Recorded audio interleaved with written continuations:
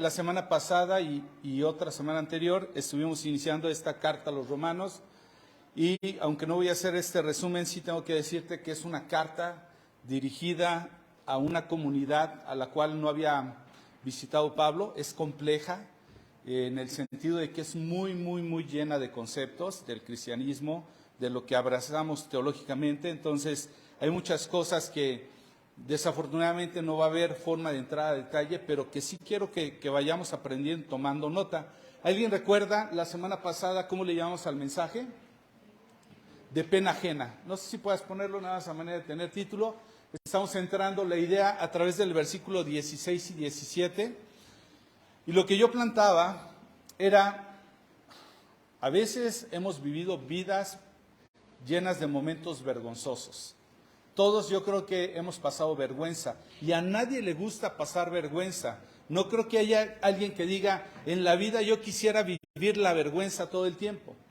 Pero sí te quiero retar a que hay algo por lo cual vale la pena enfrentar lo que sea, aunque para muchos sea vivir de pena ajena. Es decir, para muchos va a ser una vergüenza el tipo de vida que tú y yo hemos decidido llevar. Y esta vergüenza es la que llevó a Pablo dirigirse a los romanos y hacer todo lo que hizo dispuesto a pasar esta pena o esta vergüenza. Y no voy a entrar más en los detalles, le dimos lectura la semana pasada del versículo 1 hasta el 17, pero básicamente entre esta porción te vas a dar cuenta y a lo largo de la carta que hay un mensaje que quiere dejar claro, pero bien claro a Pablo. Y de lo que vas a notar es que este mensaje se lo está queriendo comunicar a diferentes audiencias que se encontraban en Roma. Roma era una ciudad donde se centraba mucho conocimiento, mucha cultura, mucha preparación. Entonces, habría que llegar también a esas personas, ¿de acuerdo? Entonces, del 1 al 17, tú vas a encontrar continuamente que somos enviados a predicar la buena noticia o el evangelio, ¿de acuerdo? Esos enviados se les conoce como apóstoles.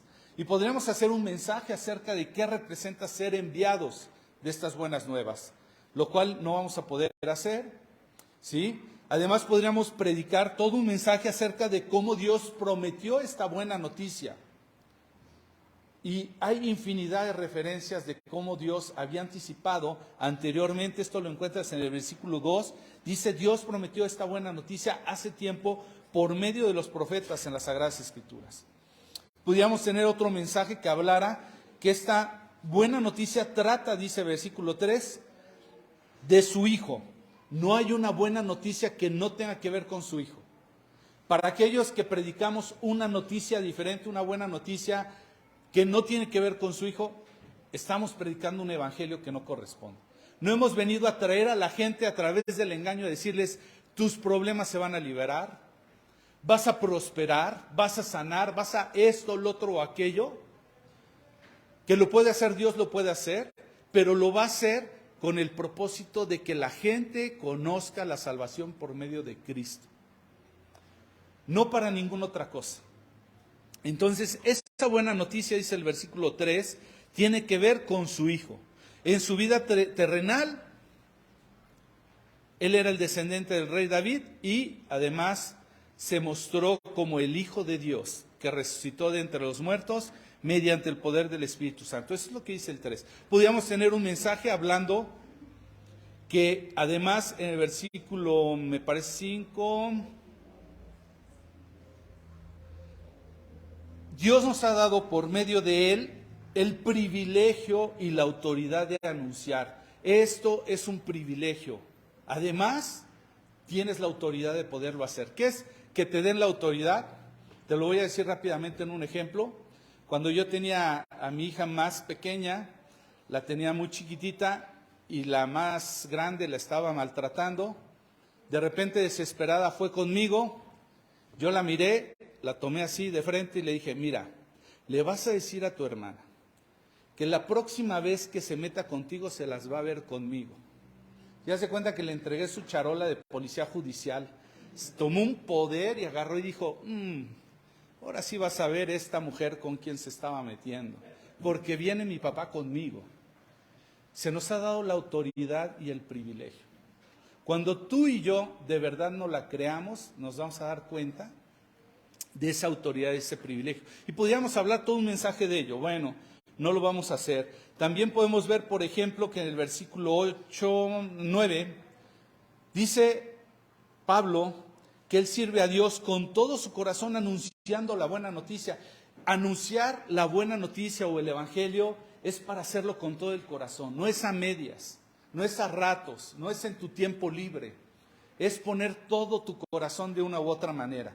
Y, insisto, no vamos a entrar en ello. Más adelante puedes ver cosas como en el versículo 15, que dice, así es que estoy ansioso por visitarles, está hablando Pablo a los de Roma, dice, para predicarles la buena noticia. Esta buena noticia debe de tener una ansia, una urgencia. Es el mensaje más poderoso. No podemos estar tibios, así a decir, bueno, pues ahí sí se da, ahí sí se puede. Bueno, finalmente llegamos al versículo 16, que después de todo esto, además ese evangelio, y es en el que nos hemos estado centrado, es un evangelio por el cual vale la pena enfrentar lo que el mundo le pudiera llamar de pena ajena. Dice Pablo en el versículo 16, pues no me avergüenzo de la buena noticia acerca de Cristo, porque es poder de Dios en acción para salvar, a todos los que creen, a los judíos primero y también a los gentiles. Esa buena noticia nos revela cómo Dios nos hace justos ante sus ojos, lo cual se logra del principio al fin por medio de la fe. Como dicen las Escrituras, es por medio de la fe que el justo tiene vida. Y ahí es donde estuvimos. Y básicamente traté de llamar tu atención porque en estos dos versículos hay 4 palabras claves en lo que es esa buena noticia. Las primeras 2 las vimos la semana pasada y solamente te tengo que decir que esa buena noticia tiene que ver con el poder de Dios. No tiene que ver con tu poder y lo que tú puedes lograr. Nosotros no podemos convencer a nadie ni podemos hacer nada por nosotros mismos si el poder de Dios no estuviera. Hablamos bastante y no voy a entrar en ello. Y la segunda palabra que tratamos de entender dentro de esa buena noticia es que ese poder de Dios se manifiesta para una cosa. No se manifiesta para impresionar a los demás. No se manifiesta para que nos jactemos de ser muy buenas personas. Se manifiesta para salvación. Y esto tiene que ver con la salvación de algo. Y aquello que la gente a veces no entendemos, que le llamamos pecado, muchas veces la gente no entiende qué es el pecado, pero tiene bien ubicado todo el daño que esto produce. Si quieres saber qué es pecado, empieza a pensar, oye, ¿será pecado comer tacos de pastor? Pues yo te diría, pues no. Todo me es lícito, diría Pablo, no todo conviene, porque si los como a las 2 de la mañana y me como 15, pues seguramente me va a afectar. Entonces, siempre que trates de preguntarte qué puede ser pecado, empieza a ver si eso te va a agregar sufrimiento, dolor o en alguna forma te va a sacar de la voluntad de Dios. Entonces, el evangelio no solamente tiene que ver con el poder de Dios obrando, sino además con un propósito. Salvación. Y para que tú y yo entendamos mejor la salvación y obviamente la buena noticia que viene como mensaje, tenemos que entender que la salvación es ser librado de algo. Si tú y yo no entendemos que esto se trata de librarnos de algo, no hemos entendido entonces para qué se manifestó el poder de Dios. Y esa fue la segunda palabra que tratamos de desarrollar en el mensaje de la semana pasada. Somos liberados empezando por la ira de Dios. Y uno dice, a ver, Luis, ¿me hablas de que voy a ser salvado de la ira de Dios? A ver, ustedes mismos me han dicho que Dios es amor, ¿cómo me puedes hablar de un Dios que tiene ira? Pero este concepto de ira no se trata de ese pensamiento irracional de simplemente me enojé y hago mi rabieta y mi berrinche y aviento todo. Y para que tú y yo entendamos bien el concepto de la ira de Dios o el malestar de Dios a potencia, tenemos que entender que Dios diseñó todo, conforme dice Génesis en sus primeros 2 capítulos, todo de una manera que era bueno. Y el darnos cuenta que lo que Dios diseñó como bueno ya no lo disfrutamos o no lo podemos disfrutar, te debe llevar a entender que eso da coraje.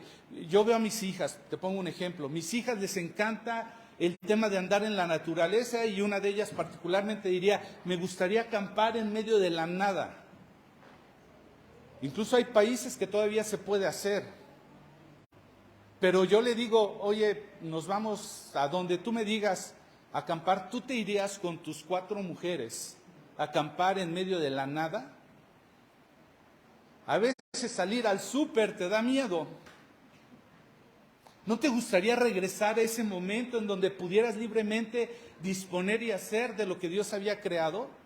Qué coraje no poder disfrutar de las maravillas de Dios porque tienes miedo de que esta humanidad tan corrupta, tan rota del propósito de Dios, ya no se puede disfrutar. ¿No te gustaría tener buenas relaciones sin que esto tuvieras el miedo de decir, bueno, tristemente veía ahí un meme, ya sabes que a mí me encanta eso, veía un meme de un carro tan sucio y dice, un tantito más de tierra y mis tíos empezarían a pelear por este terrenito. O sea, ya entre familiares, y es lamentable, ¿no te da coraje que la humanidad tengamos que ser así, al punto que te tengas que molestar con tus propios familiares? Ahora imagínate eso a la no sé qué potencia de Dios, no le ha de molestar ver que lo que Él diseñó, bueno. Ahí tienes al papá haciendo todo un esfuerzo por regalarle una cosita a su hijo. Y el hijo destruirlo y no importarle. ¿No da coraje? Puedes imaginártelo ahora desde la perspectiva de Dios. Decir, he creado todo esto bueno para mi creación, para que lo disfrute. No debiera ser suficiente para decir, ya ven, quiero conocer lo que tú has creado, lo que tú has prometido, porque esto no funcionó.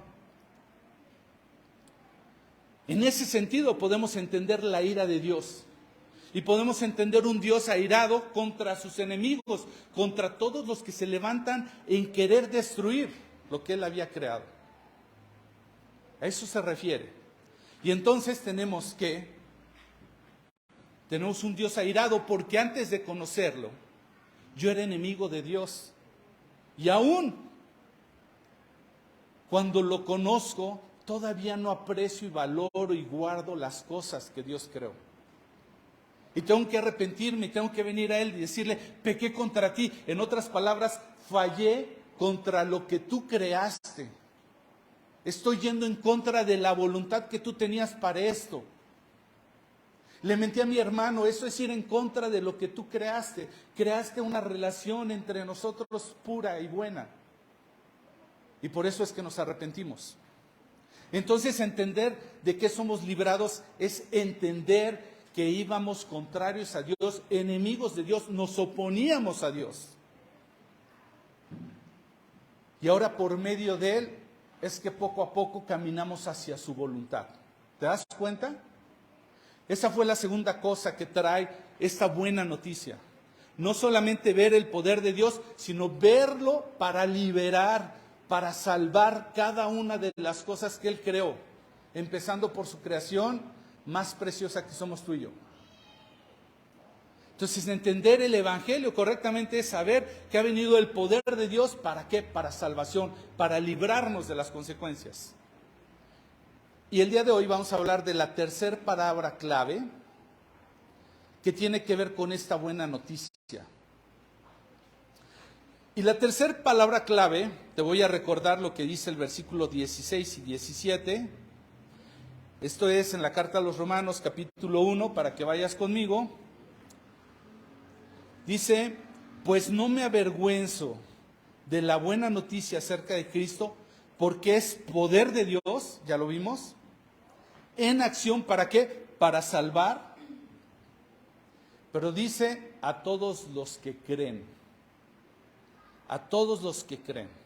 Entonces, el tercer punto, si tú estás tomando nota, tiene que ver con que esas buenas noticias están relacionadas con creer, con tener fe. La fe, en una manera, es tener confianza en algo. Y Dios nos ha permitido experimentar eso aún sin tener claridad de Él, puesto que hacemos un montón de cosas casi que por fe. Yo recuerdo que cuando estábamos en tiempos de pandemia o algo, no faltó alguien que me dijo, no, es que sí, esto es un plan y una conspiración y todo esto. Y yo digo, es muy probable.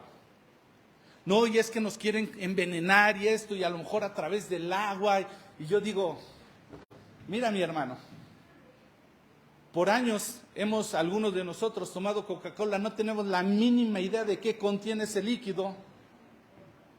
Y no estamos tan preocupados. Casi que vivimos por fe porque me lo vendieron, no me va a pasar nada. O sea, vivimos con una fe natural en muchas cosas, en todo lo que hacemos. Quienes viajamos, nos subimos a un avión y no necesitamos conocer todas las leyes de termodinámica ni otras leyes de la física.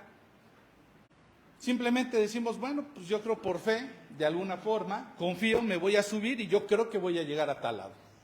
Mis hijas se suben al carro conmigo prácticamente por un acto de fe, porque no saben si dormí bien, no saben si el carro está en buen estado, si se le ha dado mantenimiento ni nada, se suben. Entonces, de alguna manera Dios nos ha permitido experimentar este concepto de la fe que tiene que ver con creer. Pero dice, las buenas noticias son poder para salvación para todo aquel que cree. Lo que me encanta aquí es que esto está puesto para todos, para todos. No para los que son hijos de padres cristianos, no para los que estudiaron, no para los que trabajan, no para los famosos, es para cualquiera, no importa cuál es tu condición, la condición es que tiene que ver con que crean, ¿sí? Eso es lo que tiene que ver con que crean. Y si tú has tenido oportunidad de leer, con frecuencia lo cito, Hebreos capítulo 6, versículo 1 y 2, habla de las doctrinas básicas, los rudimentos le llama según la versión que leas, la Biblia, los rudimentos de la doctrina de Cristo. El primero es arrepentimiento de obras muertas. ¿Qué tiene que ver con esta doctrina? Que te enseñen a que no es por todo lo que tú hagas, porque tú mismo no tienes el poder. Es el poder de Dios para salvación. Eso tiene que ver con arrepentimiento de obras muertas. Arrepentimiento es, tengo que cambiar mi manera de pensar, de creer que yo soy suficientemente bueno para lograr lo que yo me propongo. Y saber que yo no he hecho otra cosa más que arruinar mi vida muchas veces y solamente Dios ha podido construirla. Eso es arrepentimiento de obras muertas, en otras palabras. Y si ya te arrepentiste de que no está en ti y en tu poder para poder cambiar las cosas, la segunda doctrina tiene que ver con fe en Dios. Es la segunda doctrina básica y lo primerito que debe aprender un cristiano es que Dios es poderoso para hacer todo. Yo no lo puedo hacer. Entonces, donde hay fe, está el poder de Dios para salvación. ¿Y qué es fe? Es creer. ¿Y qué es creer? Es tanto como pensar que yo voy a oprimirle el botoncito ahí y yo estoy esperando que haya luz. Yo no sé qué hay detrás de todo eso y qué hace la compañía de luz detrás de todo eso, pero el caso es que yo sé que con activar ese botón yo voy a tener iluminación. No sé cómo sucede.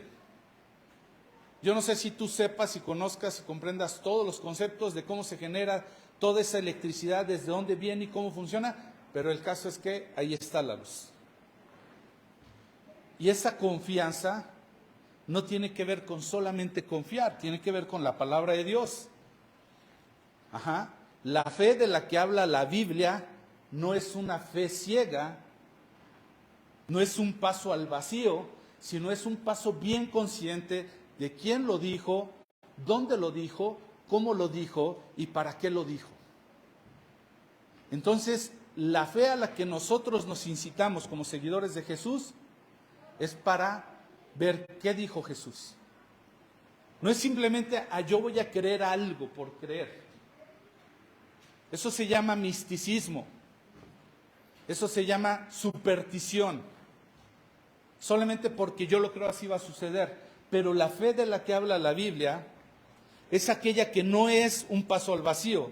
Es un acto bien consciente de qué Dios dijo en su palabra, para qué lo dijo. Y eso va a hacer que obre de una manera sobrenatural. ¿De acuerdo?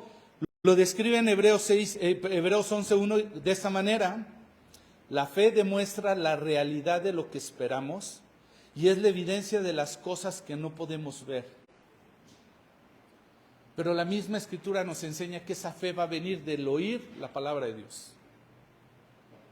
No de oír cualquier cosa.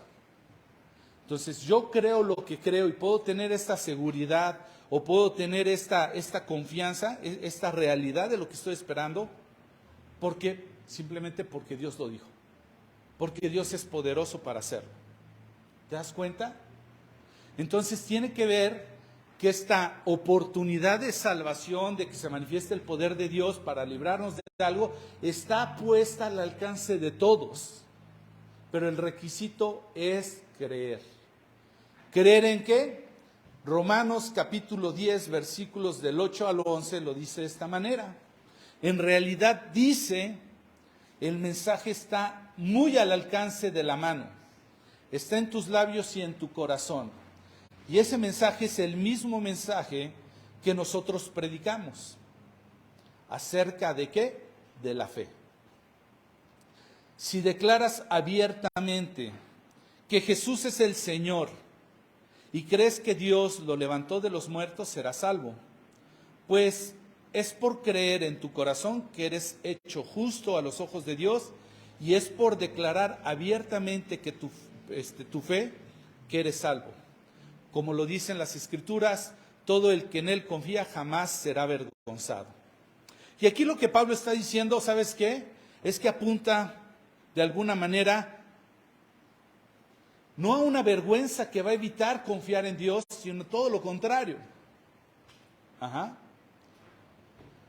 Es una vergüenza que se puede enfrentar siempre y cuando estés dispuesto a saber que ya eres salvado por Él.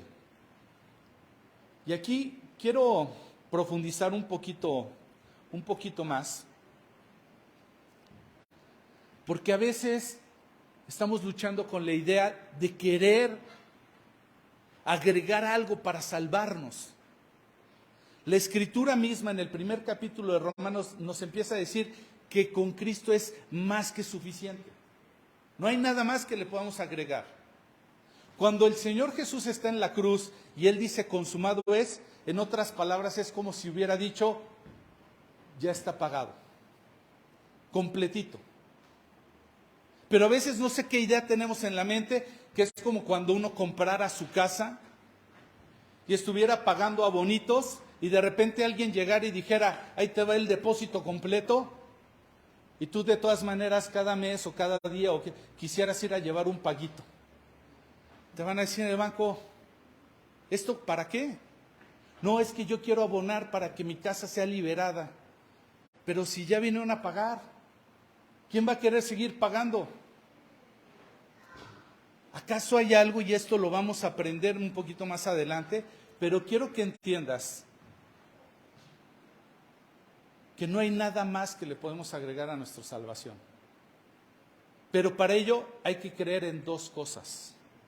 Una, en el poder de Dios, que la salvación proviene de Dios.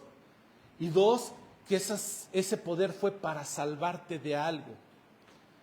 A eso se le llama justificación. Lo voy a poner en términos más sencillos. La ley de Dios decía que la paga del pecado es muerte, ¿cierto? Yo voy a recibir como consecuencia de pecar Muerte. Muerte, en otras palabras, el griego significa separación. Yo lo que voy a recibir es cada que peco, y en la medida que peco me voy a ir separando de ese Dios santo. Entonces, ¿qué sucede? Que si yo cometo algo, yo voy a tener unas consecuencias. Hay un juez justo que dice, ok, la ley dice esto, tú cometes esto, tu consecuencia es esta otra. Pero viene alguien y te justifica. ¿Y qué es justificar? Es tomar tu lugar. Cuando tú y yo nos justificamos, decimos, ¿por qué llegaste tarde, hermano, a la iglesia? Ah, es que había mucho tráfico. En otras palabras, estás transfiriéndole la culpa a algo llamado tráfico. Así nos justificamos. Entonces, cuando nosotros pecamos, cuando teníamos una condena sobre nosotros, vino alguien y nos justificó, tomó nuestro lugar. Y entonces, no solamente me justificó, sino que me libró de esa consecuencia que yo iba a pagar. Y además me dio un propósito. A todo ese concepto se le llama redención. Redención es, vengo, pago para que tú seas librado y te doy un propósito diferente. Todo eso se le llama redención. Y fue lo que hizo Jesús. Entonces, este creer tiene que ver con que entiendes bien el poder de Dios, que solamente Él tenía el poder de salvarnos. No hay nada de lo que yo pueda hacer en el cual pueda tener poder de salvarme a mí mismo. ¿De qué? De una consecuencia. Y eso me justifica. Por eso Romanos, vuelvo a leerlo, capítulo 10, versículo 8 está diciendo, este es el mismo mensaje que predicamos acerca de la fe. No dice acerca de lo que tú puedes hacer. Si declaras abiertamente que Jesús es el Señor, ¿de dónde viene esta palabra Señor? De me compró. Yo era esclavo del pecado, vino y me compró. Y crees en tu corazón que Dios lo levantó de los muertos, es más, que tiene el poder. Si tú crees estas cosas, que alguien te compró y alguien tiene ese poder para salvación, entonces serás salvo. Pues es por creer en tu corazón que eres hecho justo. Imagínate, vuelvo al ejemplo, que hay un preso que soy yo, llega alguien y me dice, Luis, yo te quiero salvar y te quiero sacar. Y yo le digo, ¿tú quién eres? Tú no me sirves de nada. Yo no lo creo que tú me puedas sacar de esta condición. Nunca voy a salir de la condición si yo mismo rechazo al que tiene el poder para tomar mi lugar y salvarme. Entonces, por eso está diciendo aquí, pues creer en tu corazón, por creer en tu corazón, eres hecho justo a los ojos de Dios, y es por declarar abiertamente tu fe que eres salvo. Entonces tiene que ver con dos hechos. Una, que reconozcas de dónde puede venir tu salvación, y dos, que por tu propio derecho tú digas, sí, quiero que me salves. ¿De acuerdo? Entonces, quizás lo que deberíamos de preguntarnos ahorita es, ¿en qué está nuestra fe? ¿En dónde está puesta nuestra fe? Hablando de un tema de salvación, ¿en lo que tú y yo podemos hacer? ¿En lo bueno que hemos sido en la vida? Eso es justificarte tus propias obras. Si la fe tuviera que ver con un hecho, que ahorita nos vamos a meter a la cuarta palabra, que tiene que ver con justicia. Si la fe tuviera que ver con algo que yo pudiera hacer,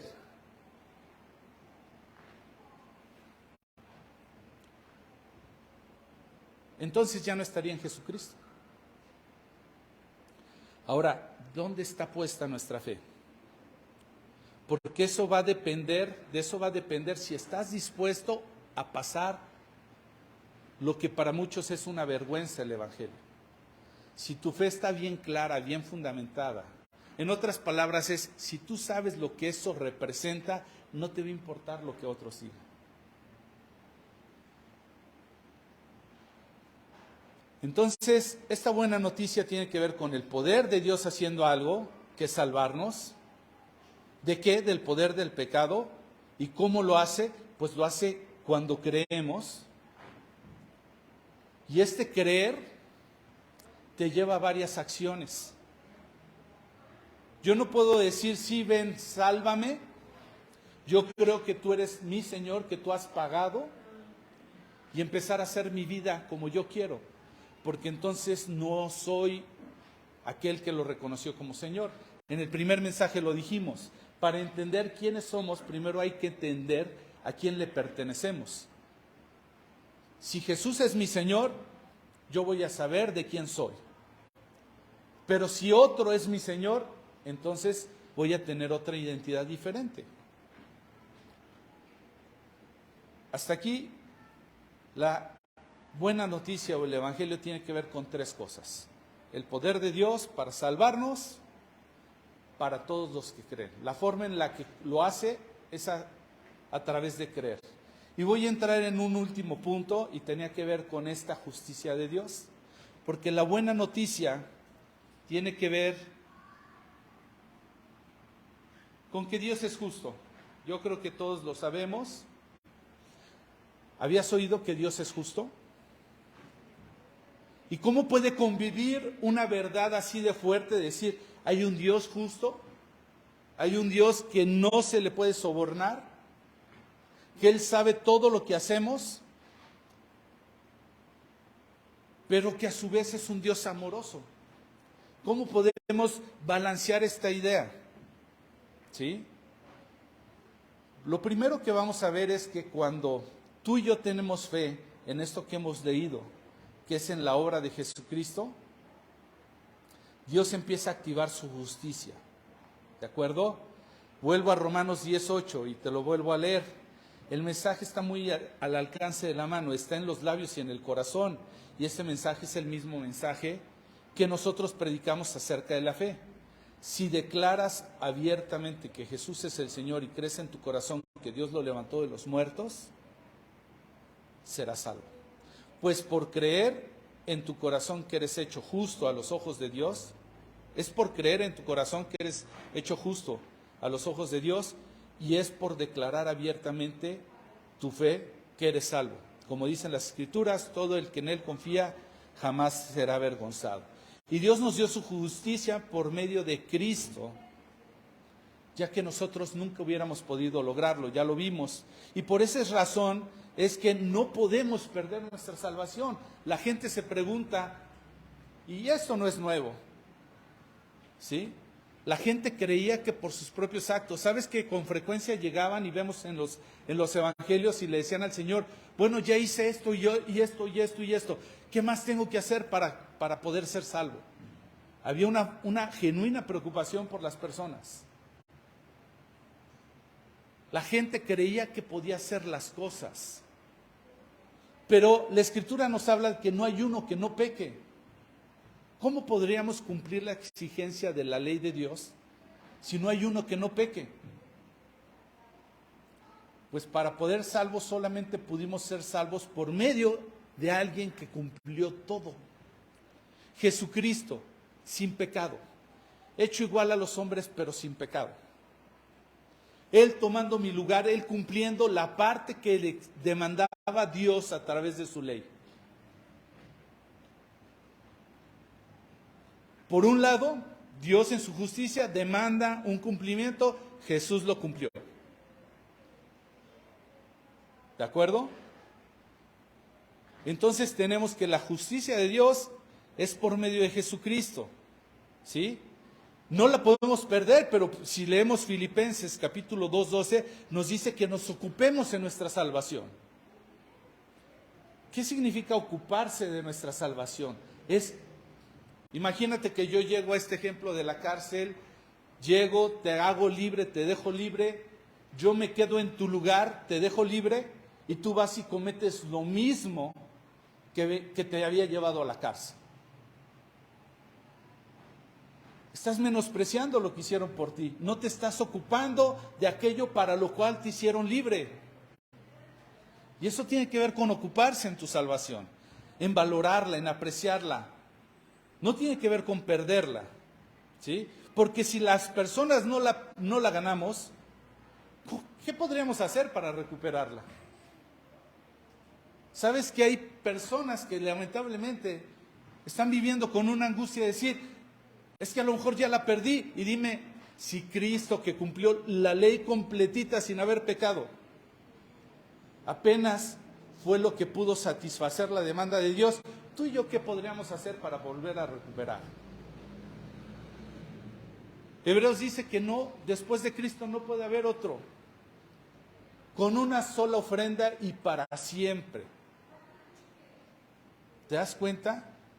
Segunda de Corintios 5:20 dice, al que no conoció pecado, por nosotros hizo pecado, es decir, al que no había cometido nada como para estar en ese lugar, él se metió en ese lugar para que nosotros fuéramos hechos justicia de Dios en él. ¿Te das cuenta? Tomó mi lugar sin haber pecado, se llevó todos mis pecados y me dejó libre. ¿Por qué pecados? Por los que yo había cometido, por los que había cometido, por los que estoy cometiendo y por los que yo voy a cometer. ¿Seguro, Luis? Seguro. Pagó por mí, me compró completito. No me compró hasta el 2023 y a ver qué va a pasar del 24 en adelante. Efesios capítulo 2, versículo 8 y 9 dice, Dios los salvó por su gracia cuando creyeron. Por su gracia, es decir, de forma gratuita, es decir, a ti no te costó. Pero lo que es gratis no significa que no haya costado. Si yo hago una fiesta y te digo, oye, y me dices, oye Luis, ¿qué tengo que llevar? No, nada es gratis. ¿Tú qué crees, que las cosas se crearon así mágicamente? No, quiere decir que a alguien le costaron. Para yo invitarte a una fiesta sin que tú compres algo, es porque yo tuve que haber pagado por ello. Entonces dice, Dios los salvó por su gracia cuando ustedes creyeron. Ustedes no tienen ningún mérito en esto. Es un regalo de Dios. La salvación no es un premio por las cosas buenas que hayamos hecho. Así que ninguno de nosotros puede jactarse de ser salvo. Ninguno. Ninguno puede decir, yo, como he sido un buen hombre en la vida, porque yo siempre he amado a mi esposa, porque cuido de mis hijas, porque soy bien trabajador, por eso es que me he ganado la salvación. Ninguno de nosotros. Si tuviera que ver con algo que pudiéramos hacer, pues entonces sabes que los ricos pudieran hacer muchas cosas porque tienen mucho más dinero que otros. Pudieran hacer muchas obras buenas como para que entonces ellos fueran salvos. ¿Qué sería de los pobres? O a lo mejor de los que son muy sabios, muy preparados, sabes que ellos tienen capacidad de hacer más cosas. ¿Qué sería de los que no somos tan hábiles o los que somos más torpes de alguna forma? Entonces la salvación no depende de lo que podemos hacer para que nadie se jacte. Y Romanos en la misma carta, en el capítulo 3, 21 al 31, dice, pero ahora tal como se prometió tiempo atrás en los escritos de Moisés y de los profetas, Dios nos ha mostrado cómo podemos ser justos ante Él sin cumplir las exigencias de la ley.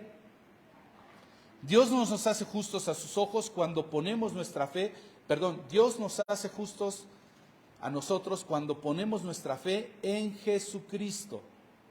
Y eso es verdad para todo el que cree, sea quien fuere.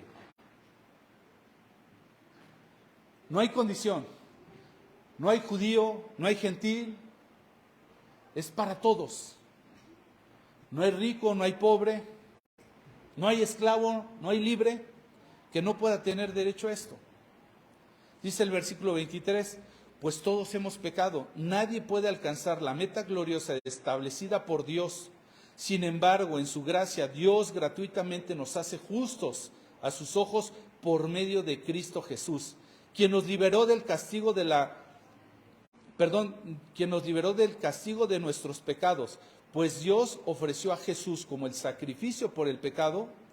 Las personas son declaradas justas a los ojos de Dios cuando creen que Jesús sacrificó su vida al derramar su sangre. Ese sacrificio muestra que Dios actuó con justicia cuando se contuvo y no castigó a los que pecaron. Dios tenía una muerte y una separación para los que pecaron. No quiere decir que Dios pasó por alto su propia ley. La dejó ir sobre Jesús. Y si tú y yo hemos declarado que Jesús es el Señor y reconocemos que Él nos compró, esto no quiere decir que Dios, perdonó. Él dejó ir toda su justicia sobre Él. ¿Te das cuenta?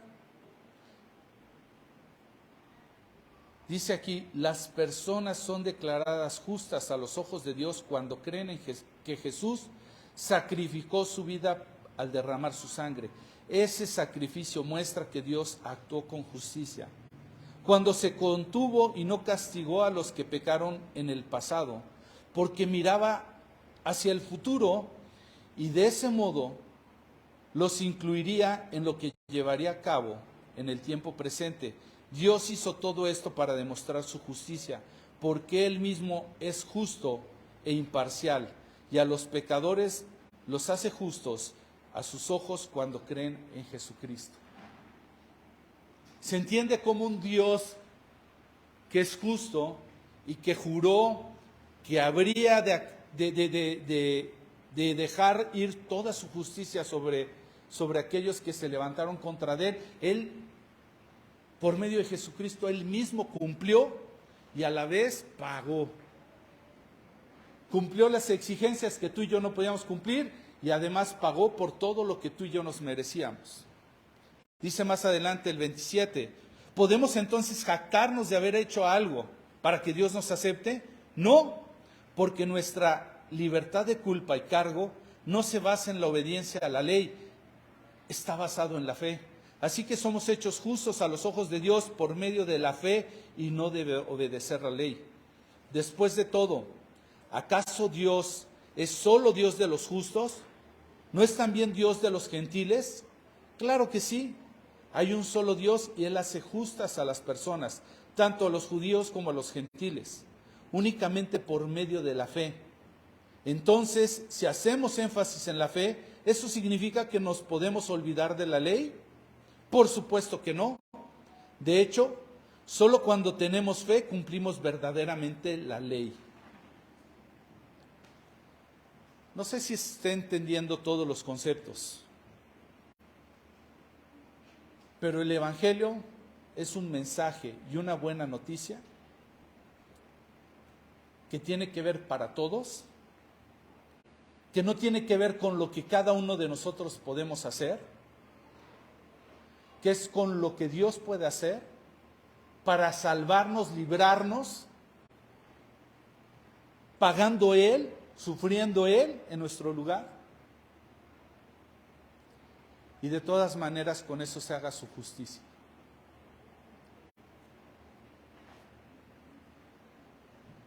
¿No crees que sería, mira, ¿te puedes dar cuenta cuánto duele la justicia? ¿Alguna vez has sufrido una injusticia? ¿Sí? A veces por cosas muy pequeñas quisiéramos usar esa frase tan poderosa, que caiga todo el peso de la ley sobre de esa persona. A veces por cosas muy pequeñitas queremos que la justicia se cumpla. A veces por cosas más graves en esta vida, ¿de acuerdo? Pero, ¿qué hay cuando se trata de ti o de mí? Misericordia. Nada más fue una mentirita, de verdad no tenía la intención. No quieres que una pizca de justicia llegue a tu vida. ¿Y cómo Dios lo resolvió? Bien sencillo. Yo cumplo lo que nadie puede cumplir y además pago por ello. Esa sí es una buena noticia, pero esa solamente para los que la creen. Eso es el evangelio. Si tú y yo estamos predicando un evangelio diferente, que va en función de lo que otros pueden hacer o nosotros podemos hacer, habremos fallado. Si estamos predicando un evangelio que lleva a la gente a creer que de lo más que se pueden librar es de una enfermedad o de un padecimiento por no tener dinero o de una mala relación, no estamos hablando de una buena noticia. El evangelio tiene que ver con Cristo, y dirá Pablo, y con este crucificado. Y ese concepto es muy amplio. Toda la carta, es más, toda la escritura, solamente habla de este mensaje. Ahora, ¿sigues creyendo que eres lo suficientemente justo para poder ser salvado y aún no pasar incluso por ciertas consecuencias en tu vida? ¿Crees que hay algo más grande que tú puedas hacer que lo que Cristo ya hizo? Cuando tú y yo entendemos que no hay, lo único que nos queda es vivir vidas agradecidas. Hacemos lo que hacemos porque hemos entendido claramente que yo no hubiera podido hacerlo y que lo único que tengo que hacer es agradecerle. Y por eso sirvo como sirvo, por eso le busco como le busco, por eso le alabo como le alabo, porque le quiero entregar gloria. Y te voy a dar un ejemplo bien burdo que una vez dijo una de mis hijas, y espero que se entienda correctamente como ilustración, porque para nada se compara. Pero una de mis hijas, cuando fuimos a comer, no le gustaba mucho la carne. Y entonces le animaba a otra de mis hijas, le decía, anda, cómetelos. Mira, que valga de algo por lo que murió ese animalito. Vivimos vidas para hacer valer lo que Cristo ya hizo. Y esa es la forma en la que tú y yo damos gloria a Dios. Que Dios, cuando te vea delante de Él, pueda decir, entregabas gloria a mi Hijo. Por eso, cuando tú y yo estudiemos y aprendamos acerca de otra de las doctrinas fundamentales descritas en Hebreos 6, capítulo 6, versículo 1 y 2, dice que otra doctrina básica tiene que ver con el juicio eterno. Y hay varios juicios.